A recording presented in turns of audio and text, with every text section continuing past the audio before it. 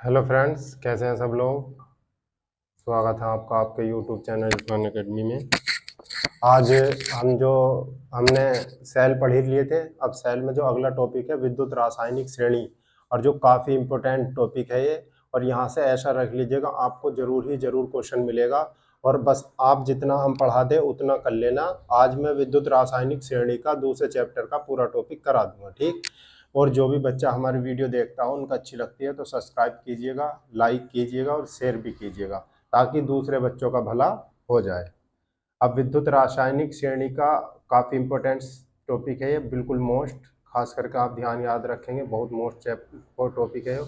तो विद्युत रासायनिक श्रेणी कहते किसे हैं, आज मैं आपको क्लियर करा दूंगा कितनी इम्पोर्टेंट है ये। देखो, विद्युत रासायनिक श्रेणी क्या होती है, मतलब मानक इलेक्ट्रोड विभव के बढ़ते हुए या घटते हुए क्रम में रखने पर एक श्रेणी प्राप्त होती है, जिसको हम कहते हैं विद्युत रासायनिक श्रेणी। इसी के द्वारा तत्वों की सक्रियता का क्रम भी बताया जाता है। थोड़ा सा मैं लिख देता हूं इसकी डेफिनेशन। क्या लिख सकते हैं हम, मानक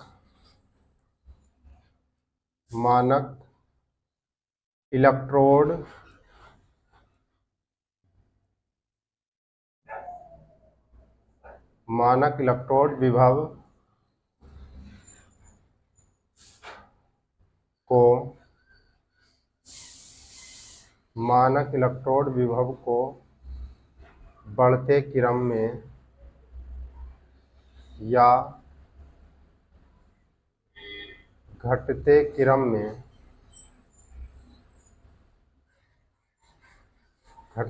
में लगाने पर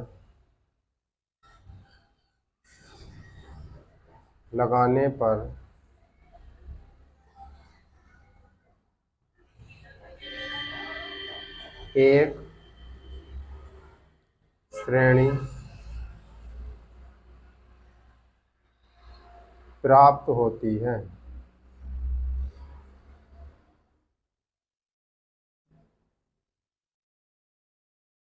उसे विद्युत रासायनिक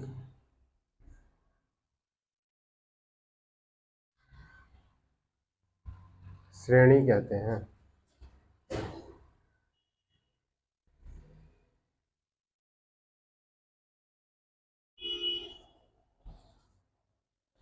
सही है। मानक इलेक्ट्रोड विभव को बढ़ते क्रम में रखने पर या घटते क्रम में रखने पर एक श्रेणी प्राप्त होती है, जिसे हम कहते हैं विद्युत रासायनिक श्रेणी। अब इसमें कुछ जो तत्व आते हैं, बस वही बात लिखेंगे, आने को बहुत सारे आते हैं, जो आपके एग्जाम में है वो मैं लिखवा रहा हूँ।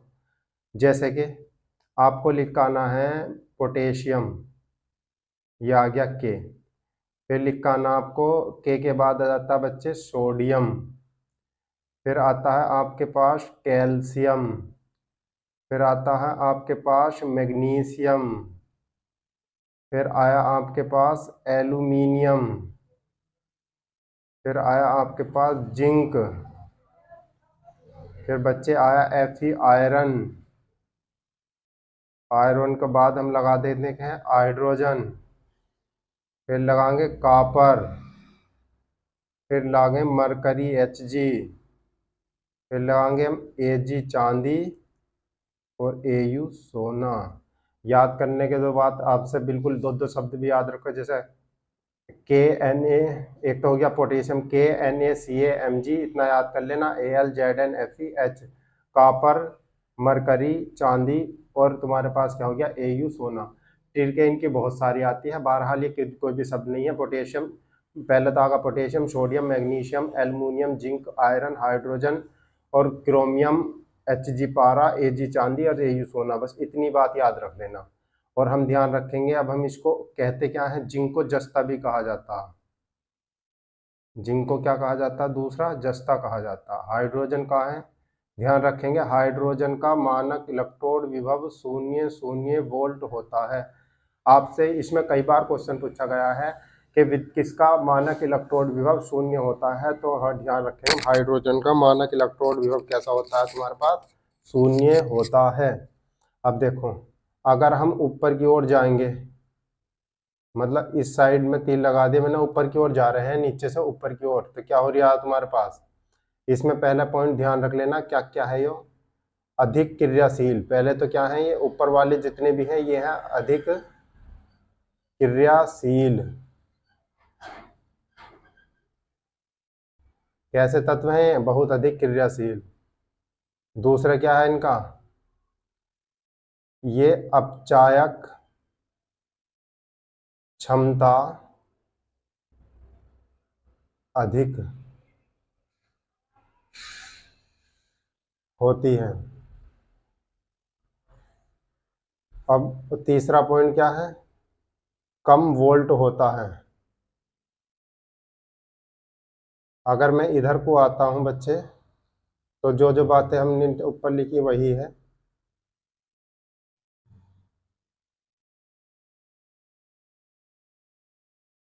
क्या क्या है इसके अंदर? पहला पॉइंट, जितना भी नीचे हो जाएंगे बाल को, एक तो ये हो जाएंगे कम क्रियाशील,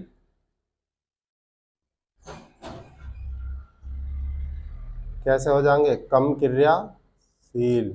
तो इसका मतलब एयू सबसे कम क्रियाशील होगा, कम क्रियाशील। दूसरा लिखेंगे हम, उनकी अपचायक क्षमता अधिक थी तो इनकी होगी आक्सीकारक, आक्सीकारक क्षमता अधिक।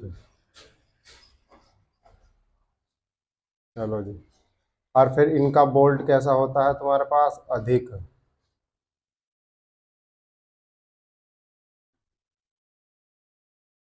तो हम बच्चे ध्यान रखेंगे, मानक इलेक्ट्रोड विभव को बढ़ते क्रम में रखने पर एक श्रेणी प्राप्त होती है जिसे विद्युत रासायनिक श्रेणी कहते हैं। याद जरूर, यो इतने सारे के सारे तत्व इनको आपको याद करना है। एलिमेंट को क्या है, पहला है सोडियम, वो sorry potassium, potassium, sodium, calcium, magnesium, aluminium, zinc, iron, hydrogen, copper, mercury, और एजी चांदी, और एयू सोना आपका, ठीक है। अब फिर अब क्वेश्चन यहाँ से बहुत सारे बनते हैं। तो अगर मैं आपसे ये कहूं कि ये कितना लिखा हुआ, ये क्या लिखा हुआ बच्चे, पोटेशियम, और ये लिखा सोडियम, और ये लिखा कैल्शियम, मैं तीनों में पूछ लेता हूं कि इनमें सबसे अधिक क्रियाशील तत्व कौन सा है, तो पोटेशियम। इनमें सबसे अधिक अपचायक क्षमता किसकी है, पोटेशियम की। और सबसे कम वोल्टेज किसका है, पोटेशियम का, ठीक है। नहीं, तीनों में पूछा जाए तो मैंने, अगर मैं अब नीचे आ जाता हूं यहाँ पर, 1 2 3, मैं आपसे यहाँ से क्वेश्चन बनेगा इसमें सबसे अधिक ऑक्सीकारक क्षमता वाला तत्व कौन सा, तो एयू सोना। और और तुम्हारे पास यहाँ इनके जो है क्रियाशीलता कैसी होती है, बहुत कम क्रियाशील होती है। बोल्ट किसके अधिक होते हैं, इन्हीं के अधिक होते हैं। इनके बोल्ट प्लस में चलते हैं, देखो ऊपर से नीचे तक तो चलते आएंगे, यहाँ से माइनस में। हाइड्रोजन हो जाएगा जीरो, और ये हो जाएगा तुम्हारे पास प्लस में। तो क्या क्या बातें पता चलती है यहाँ से, पहली बार तो ये है तुम्हारे पास जस्ता। एक तो बात ये चलती है, आपसे क्वेश्चन पूछा जाएगा सबसे अधिक क्रियाशील तत्व कौन सा है, तो पोटेशियम आता। फिर सबसे कम क्रियाशील धातु कौन सी होती, तो एयू होती। और जो भी क्रियाशील धातुएं होती हैं वो पृथ्वी पर मुक्त अवस्था में पाई जाती हैं। ऐसी कौन सी धातु है जो मुक्त अवस्था में पाई जाती है, तो आप बता देना, सोना, चांदी और प्लेटिनम। सबसे अधिक क्रियाशील धातु कौन सी है तुम्हारे पास, पोटेशियम। फिर उसके बाद सोडियम, उसके बाद कैल्शियम। फिर अब किसकी अपचायक क्षमता अधिक होगी, तो ध्यान रखेंगे पोटेशियम की। सबसे अधिक अपचायक क्षमता किसकी होगी, तो तुम्हारे पास एयू सोने की, ठीक है नहीं। और सबसे अधिक वोल्ट भी किसका होगा, एयू सोने का। सबसे कम वोल्ट किसका होगा, तुम्हारा पोटेशियम का। आपसे यहीं से इनकी क्रियाशीलता पूछी जाती। पोटेशियम और सोडियम इतने क्रियाशील तत्व होते हैं, इनको हम खुले वातावरण में रख भी नहीं सकते, या पानी के धोरे तक तो इनके ले भी नहीं जा सकते। नहीं, पानी के धोरे तक ले गए तो बिल्कुल पटाखे से फूट जाते हैं, ठीक है। बहुत अधिक क्रियाशील होते हैं, तो इसलिए पानी इनके धोरे नहीं लेकर आया जा सकता है। तो ध्यान रखें क्या क्या बात पूछी जाएगी। सबसे अधिक क्रियाशील तत्व पूछा जाए तो आप छाट लेना, ऊपर वाले क्रियाशील होते हैं, नीचे वाले अक्रियाशील होते हैं। सबसे अधिक क्रियाशील इस समय पोटेशियम, सबसे कम इस समय एयू है। और हाइड्रोजन एक ऐसा तत्व है जो जिसका इलेक्ट्रोड विभव 0 होता है। अगर मैं पूछूं कि माइनस का मान सबसे ज्यादा किसका है, तो पोटेशियम का। प्लस का मान सबसे ज्यादा किसका है, तो एयू का। सबसे अधिक ऑक्सीकारक तत्व सोना है, सबसे कम, सबसे अधिक अपचायक क्षमता वाला कम वो कौन है तुम्हारे पास, पोटेशियम है। मैं पोटेशियम को ये भी कह सकता हूँ कि सबसे कम ऑक्सीकारक क्षमता रखता है। मैं एयू को ये कह सकता हूँ ये सबसे कम अपचायक क्षमता रखता है, ठीक है नहीं। जब क्योंकि वो पोटेशियम तो अपचायक क्षमता अधिक रखेगा, तो इसी हिसाब से यही होता, अपचायक क्षमता सबसे कम रखेगा। तो ये आपके यहाँ से क्वेश्चन बिल्कुल बन गए, फिर आपसे क्वेश्चन पूछा जाएगा ऐसी कौन सी धातु है जो मिट्टी के तेल में सुरक्षित रखी जा सकती है, तो सोडियम। ऐसी कौन सी धातु है, सोडियम भी आती है, लिथियम और पोटेशियम तीनों आती है। फिर सबसे अधिक क्रियाशील धातु कौन सी होती है, तो तुम्हारे पास डालने का वो तुम्हारे पास पोटेशियम। और पोटेशियम को कहाँ पर पानी के अंदर नहीं रखा जा सकता, मिट्टी के तेल के अंदर सुरक्षित रखा जा सकता है। अब इसके ऊपर देखो क्वेश्चन कैसे कैसे बनेंगे। मैंने बच्चे क्वेश्चन लिखा, क्योंकि मैं इसको साफ ही कर दूंगा यहाँ से, अभी मैं 2-4 क्वेश्चन लिख ही रहा हूँ इसमें। ए लिखा बच्चे मैंने, और लिखा मैंने बी, कुछ आगे आपको जवाब देने हैं ना, फिर मैंने लिखा डी। अगर सपोज करो मैंने इसका 0.34 वोल्ट लिखा, माइनस के 0.37 वोल्ट लिखा, माइनस के 0.38 वोल्ट लिखा, और माइनस के 0.37 वोल्ट लिखा। प्लस में लगा देता हूँ इसको, ठीक है नहीं। अब ये है, मैं आपसे पूछता हूं बच्चे कि किसका मानक अपचयन विभव या किसकी अपचायक क्षमता जो होती है सबसे अधिक है। तो इसमें जिसका माइनस का मान जितना अधिक होगा उसको देख लो। सबसे अधिक अपचायक क्षमता किसकी है, इसी की होगी। सबसे अधिक अपचायक क्षमता किसकी होगी, सी की। और सबसे अधिक ऑक्सीकारक क्षमता किसकी होगी, प्लस वाले की, बी की। तो इस टाइप से आप आगे सवाल आएंगे, ये आपको करने हैं, ठीक है। ऊपर वालों का माइनस का मान कम होगा, मतलब इनका वोल्टेज कम होगा, और इनका वोल्टेज अधिक होगा, ये भी बात ध्यान रखें। ऊपर से नीचे को चलने पर वोल्टेज का मान कम होता चला जाता है। एक टाइप का क्वेश्चन आपको ये बनेगा, जो मैंने अभी क्वेश्चन लेकर आया हूँ वो आपको करके दिखाने हैं आगे। एक टाइप का क्वेश्चन बच्चे ये बनेगा, जैसे कि मैं कुछ रिएक्शन लिखवा देता हूँ यहीं, जो आप समझ जाओ। जैसे बच्चे मैंने लिखा पोटेशियम प्लस में, और कितना लिया, H2SO4 ले लिया, क्योंकि हमको रिएक्शन करानी है। तो हमने, ये क्या हो गया, 2K K2SO4 हो गया बच्चे, ठीक है। ये क्या बन गया, K2SO4 और प्लस में H2। आपसे पूछा जाएगा क्या ये अभिक्रिया पॉसिबल है या नहीं। देखो, अगर पोटेशियम धातु यो हाइड्रोजन से ऊपर रखी है, देख लो पोटेशियम कहाँ पर रखी है, और हाइड्रोजन से ऊपर रखी है। जो भी हाइड्रोजन से ऊपर धातु रखी होती है वो अपने से नीचे रखी धातु के लवण के विलयन से धातु को विस्थापित कर देती है, तो अभिक्रिया पॉसिबल हो जाएगी। क्योंकि पोटेशियम ऊपर रखी है विद्युत रासायनिक श्रेणी में, हाइड्रोजन नीचे रखी है, तो अपने से जितनी भी नीचे की धातुएं होंगी उनके लवण के विलयन से हाइड्रोजन विस्थापित कर देंगे, तो अभिक्रिया क्या हो जाएगी, तुम्हारे पास पॉसिबल हो जाएगी। अब दूसरा देखते हैं बच्चे। जैसे कि अगर मैं लिखूं Ca, मैं क्या मैं लिखा इसमें बच्चे, एक और रिएक्शन लिख लेता हूं मैं। जैसे कि मैंने लिखा बच्चे Zn, और प्लस में क्या लिखा मैंने, H2SO4 एरो, ये हुआ ZnSO4 प्लस में H2। बताइएगा बच्चे अभिक्रिया पॉसिबल है नहीं, क्योंकि हम देखते हैं विद्युत रासायनिक श्रेणी में जिंक का स्थान ऊपर है, हाइड्रोजन का नीचे है, अभिक्रिया क्या हो जाएगी, पॉसिबल हो जाएगी। एक और अब दूसरा एग्जाम्पल देता हूँ मैं, Cu प्लस में H2SO4 एरो, CuSO4 प्लस में H2। बताओ अभिक्रिया पॉसिबल है या नहीं। देखो देखते हैं हम, हाइड्रोजन का स्थान ऊपर है, कॉपर का नीचे है, तो जो शुरू की धातु है ये नीचे रखी भी, मतलब कॉपर धातु की जो क्रियाशीलता है ना वो हाइड्रोजन से कम है, अतः यह इसके हाइड्रो अम्लों से हाइड्रोजन को विस्थापित नहीं कर सकती। ध्यान रख लेना, जो ऊपर धातु रखी है ना वो अपने से नीचे रखी धातु के लवण के विलयन से उसको विस्थापित कर देंगे, और कॉपर धातु तो अब रखी नीचे है, वो ऊपर वाले तत्वों के अब यो कॉपर धातु जितने भी ऊपर रखे हैं ना, ये हाइड्रोजन, आयरन, पायरन, मैग्नीशियम, कैल्विन, इनके लवण के विलयन से कॉपर विस्थापित नहीं करे। कॉपर सिर्फ 3 से विस्थापित कर सकती थी, Hg, Ag और Ag। ध्यान रख लेना। तो जो भी धातु अपने से ऊपर रखी है वो अपने से नीचे रखी धातु के लवण के विलयन से उसको विस्थापित कर देता है। तो मैं अब ये साफ कर देता हूँ, उस टाइप का आप सवाल कर लेना। और क्योंकि आपके पास अच्छे से नोट्स जाने चाहिए ताकि आप उनको लिख लें, बार बार खिचड़ी नहीं बनानी मैंने अपने नोट्स की। तो आप, जिससे कि आप पे सही से जाए, तो मैं इसको साफ कर देता हूँ बच्चे, और अगली स्लाइड में लेकर क्या लिखना है आपको वो कर देता है, ये क्वेश्चन पूरा करा देते हैं, लिखेंगे बस।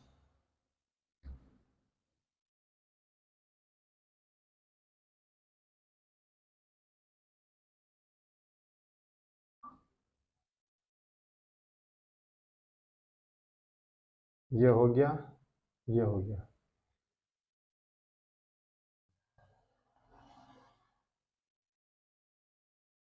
अब कराते हैं बच्चे, हम नोट करके कुछ लाइन लिख लीजिएगा बस आप।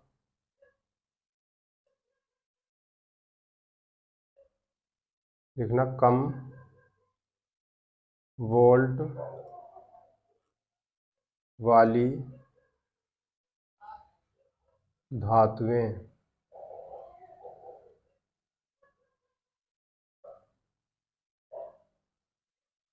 अधिक वोल्ट वाली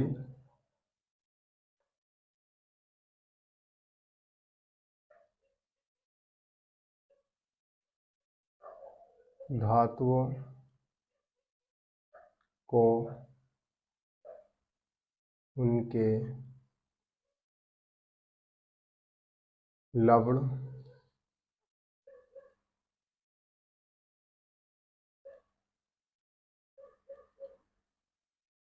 यौगिक से विस्थापित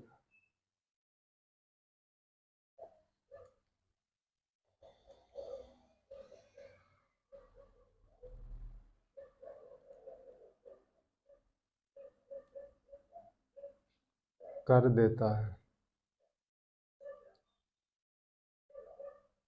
कर देती है। ठीक है, ध्यान रखिएगा, कम वोल्ट वाली धातुएं अधिक वोल्ट वाली धातुओं को उसके लवण के विलयन से विस्थापित कर देती हैं। ये बात आपका हो गया पूरा। जैसे कि बच्चे हम लिखेंगे, कोई रिएक्शन लिखता हूं मैं, जैसे Zn लिखा बच्चे मैंने, प्लस में CuSO4 लिखा, एरो ZnSO4 प्लस में Cu। हम जानते हैं बच्चे Zn का जो इलेक्ट्रोड विभव है वो कैसा है, माइनस के है और 0.76 है। मगर यहीं कॉपर का देख लेते हैं तो प्लस का 0.36 है।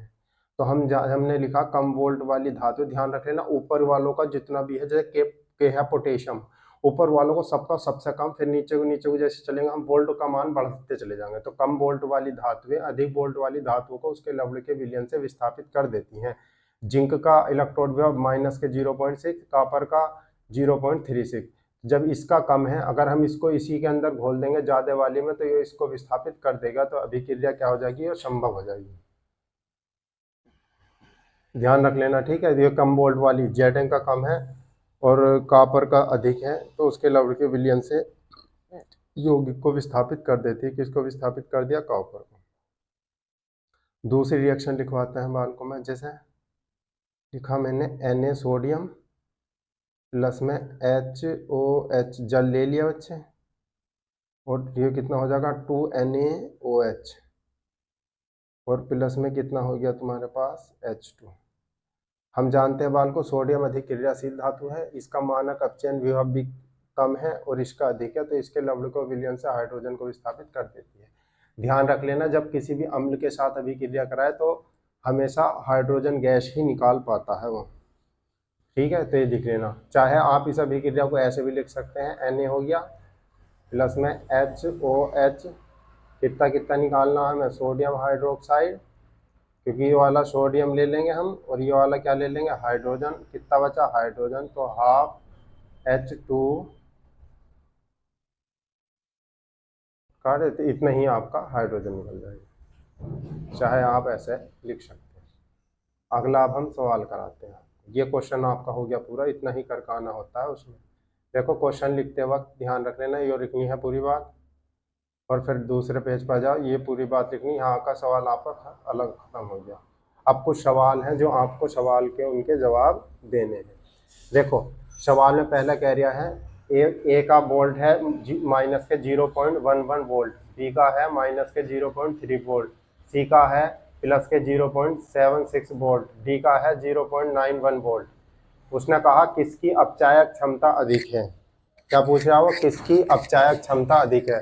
तो ध्यान रखेंगे जिसका निगेटिव मान जितना बड़ा होगा वो उसकी अपचायक क्षमता उतनी ही अधिक होगी। ठीक है, क्योंकि अगर मैं इसमें और इस वाले में कंपेयर करूं तो सबसे कम किसका है, इसी का ही है।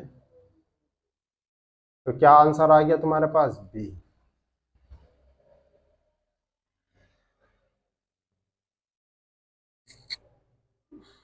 क्योंकि बच्चे प्लस वाले तो हो ही नहीं सकते, माइनस वाले में पूछा, अपचायक क्षमता पूछा, तो इन दोनों में से किसका मान सबसे कम है? क्या माइनस के 0.11 कम होता है या माइनस के 0.34 कम होता है? तो माइनस के 0.34 कम होगा। कभी तुम्हें ऐसे नहीं कि अंक ज्यादा लग रहा है तो इसको ज्यादा मान लो, ऐसा नहीं है, ठीक है। तो ये इससे क्या है तुम्हारे पास कम है, ज्यादा कौन सा है? ये है। इससे कौन सा कम है? ये है। अगर मैं बच्चे अभी इसको अपचायक क्षमता के कैसे क्रम में लिखूं, घटते हुए क्रम में लिखूं, तो सबसे अधिक अपचायक पदार्थ तो बी वाला, उससे के बाद तुम्हारे पास ए, और उसके बाद आपका आएगा सी, और सबसे लास्ट में आएगा आपका डी। ये अपचायक क्षमता का क्रम हो जाएगा। फिर ए, क्या ए कोमा बी को उसके लवण के विलयन से विस्थापित कर देता है? इसने कहा क्या ए बी को उसके लवण के विलयन से विस्थापित कर देगा? ये शर्त होने के लिए ये ध्यान रखा जाएगा, यो काम होने के लिए ए का मान कैसा होना चाहिए? बहुत ही कम होना चाहिए, बी का मान ज्यादा होना चाहिए। अब यहाँ देखते हैं, ए का मान तो है बच्चे ज्यादा और बी का मान क्या है? कम है, तो यो विस्थापित नहीं कर सकता। इसीलिए मैंने इसको सवाल को आपको कराया था। अब देखो, मानक इलेक्ट्रोड विभव के लिए कौन सा ताप सही है? तो 25 डिग्री सेल्सियस। ये बात ऐसा है, आपको बाद में सीखनी है, जो भी हमें करा रहा हूँ, ठीक है नहीं? बार बार वीडियो देख लियो, मैंने क्या क्या बात कही, वहां से उसको बार बार कर लेना आप। आ जाओ अगले में। सवाल में कहा निम्नलिखित अभिक्रिया संभव है या नहीं, कारण सही बताओ। अब देखते हैं भाई। अब ये कॉपर है और ये हाइड्रोजन है, और कॉपर का तो मानक अपचय हाइड्रोजन से बहुत ज्यादा है। या विद्युत रासायनिक श्रेणी अगर हम देखते हैं, तो विद्युत रासायनिक श्रेणी, चलो हाइड्रोजन से भी देखो, हाइड्रोजन आ गई और कॉपर आ गई और तुम्हारा Hg आ गया, और तुम्हारे पास कितना आ गया? Ag, और तुम्हारे पास ये आ गया Au। तो कॉपर का स्थान तो यहाँ है, हाइड्रोजन का स्थान यहाँ है, तो इसको विस्थापित करने ही की नहीं सकती। अगर यो इनके तीनों के किसी के भी लवण के विलयन होते तो इन तीनों में से विस्थापित कर देती, अपने से ऊपर रखी धातु के लवण के विलयन से विस्थापित नहीं कर सकती, क्योंकि इसका जो है कम होता है, इसका क्या है? मानक इलेक्ट्रोड विभव कम है, और इसका क्या है? तुम्हारे पास ज्यादा है, ठीक है। तो कम वाली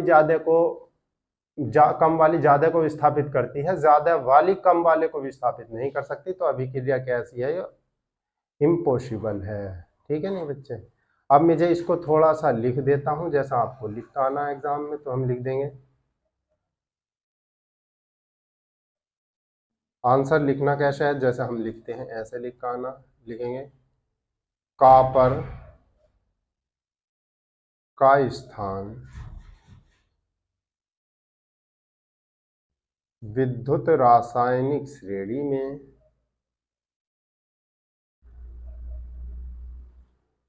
रासायनिक श्रेणी में हाइड्रोजन से नीचे है, अतः हाइड्रोजन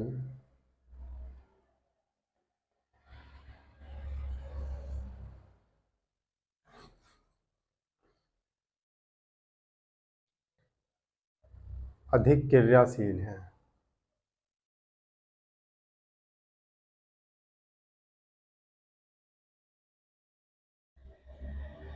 तथा कॉपर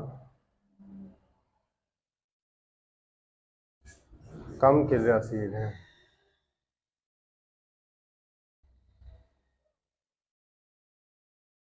अतः कॉपर हाइड्रो अम्लों से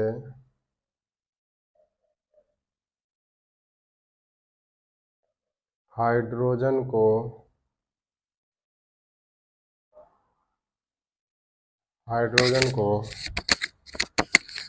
विस्थापित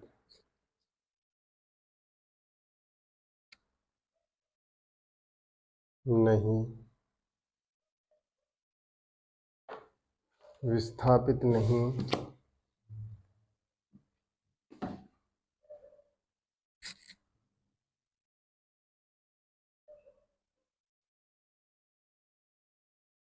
कर सकती। अतः अभिक्रिया संभव नहीं। अतः अभिक्रिया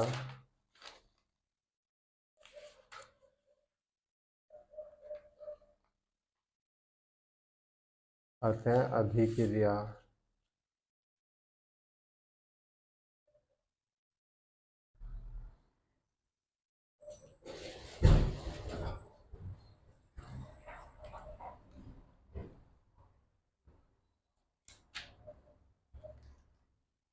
अतः अभिक्रिया क्या नहीं है, संभव नहीं है। बस हम क्या लिख देंगे, इसमें हम लिख देंगे कॉपर H2SO4 एरो, कहीं लिख देता नो पॉसिबल।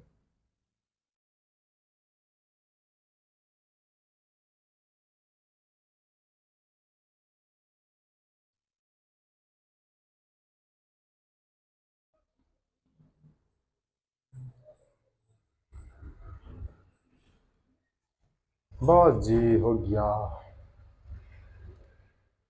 अब क्या रह गया आपका, अगला क्वेश्चन देखते हैं। देखो बच्चे ये है क्वेश्चन, लोहे पर निम्नलिखित में से किन धातुओं, लोहे पर निम्नलिखित में से किन की परत चढ़ाई जा सकती है। तो ध्यान रखेगा किसकी बात कर रहा है, अगर मैं उत्तर लिखूं तो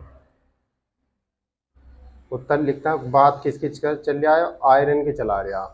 अब यो आप ये देख लीजिएगा, जितने भी आयरन से नीचे तत्व रखे हैं उन सभी की तो परत चढ़ाई जा सकती है, और जो उससे ऊपर रखे हैं तो उनकी परत नहीं चढ़ाई जा सकती। देखो विद्युत एक बात किसकी चल रही, Mg की, कॉपर की, और किसकी चल रही है तुम्हारे पास, Ag की, चांदी की।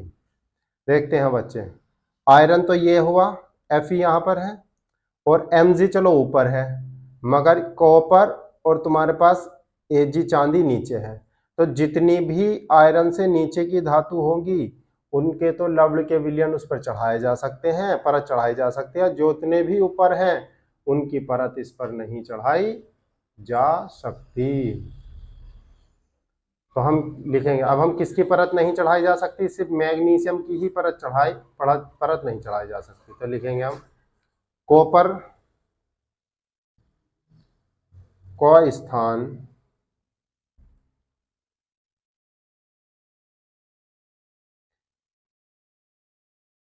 या ऐसे लिख देता हूं, आयरन, कॉपर तथा Ag सिल्वर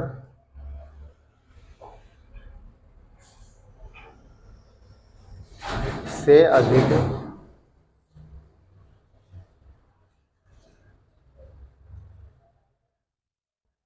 क्रियाशील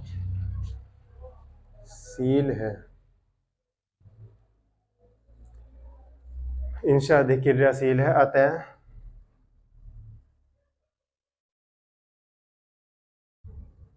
इस पर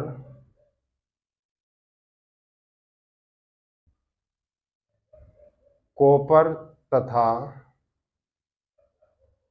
सिल्वर की परत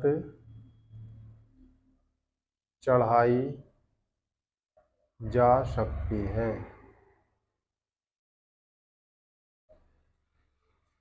लिखें जबकि मैग्नीशियम आयरन से अधिक क्रियाशील है।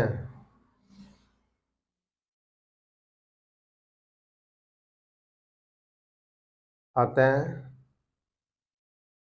Fe पर मैग्नीशियम की परत नहीं चढ़ाई जा सकती।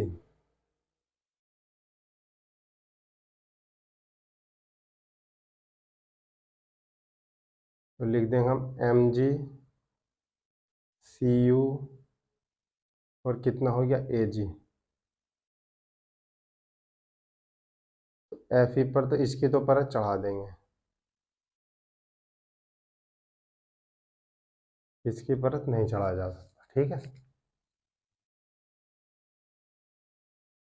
अब बाल को ये क्वेश्चन है, NaMgCu Au की सहक्रियता का घटता हुआ क्रम लिखो। मतलब सबसे अधिक क्रियाशील धातु रखनी, फिर उससे कम क्रियाशील, फिर उससे कम क्रियाशील, उससे कम क्रियाशील। ठीक है, क्रियाशीलता घटता क्रम बताना। तो सवाल छाटेंगे हम। पहले तो आपको विद्युत रासायनिक श्रेणी का पता होना चाहिए। देखो मैं लिख भी देता हूँ, तुम खुद बता दोगे इसका। के हो गया, NaCaMgAl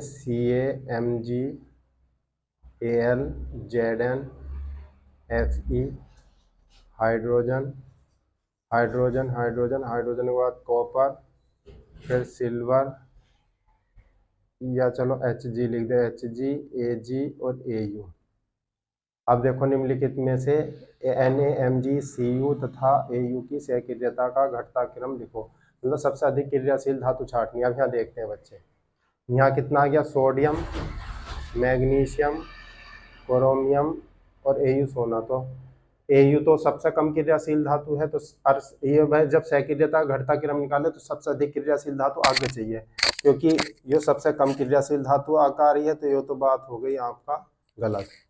Au यहाँ भी आ रहे तो ये भी गलत। Mg आ रहा है, क्योंकि हम देखते हैं बच्चे Mg तो ये हो गया, और Mg से भी ऊपर है एक सोडियम, तो ये भी गलत हो गया। तो सबसे पहले क्या आया, सोडियम, मैग्नीशियम, कॉपर और Au। तो कॉपर और Au देखो सबसे ऊपर कहाँ पर रखा, सोडियम ये है, दूसरा मैग्नीशियम ये है, कॉपर कॉपर कॉपर ये है, Au कहाँ पर है, ये है। ठीक है, तो क्रम वाइज हमने लगा दिया, पहले सही है। अगला क्वेश्चन देखो, जस्ता धातु हाइड्रोक्लोरिक अम्ल से क्रिया करके कौन सी गैस निकालती है। तो जस्ता तो मैंने लिखा है जिंक को। अब ये जिंक किससे धातु करवाने को कह रहा, हाइड्रोक्लोरिक अम्ल से, HCl से करवाने को कह रहा, एरो। तो क्या बन जाएगा तुम्हारे पास, Zn और Cl2 और प्लस में H2, क्योंकि अभी क्रिया पॉसिबल है, क्योंकि जिंक की जो क्रियाशीलता है वो हाइड्रोजन से अधिक है। तो कौन सी गैस निकाल लेगी, यो कौन सी गैस निकली बच्चे, नाम याद है इसका, ओजोन तो है नहीं, ऑक्सीजन तो नहीं है, हाइड्रोजन ही गैस निकलेगी। हो गया क्वेश्चन पूरा।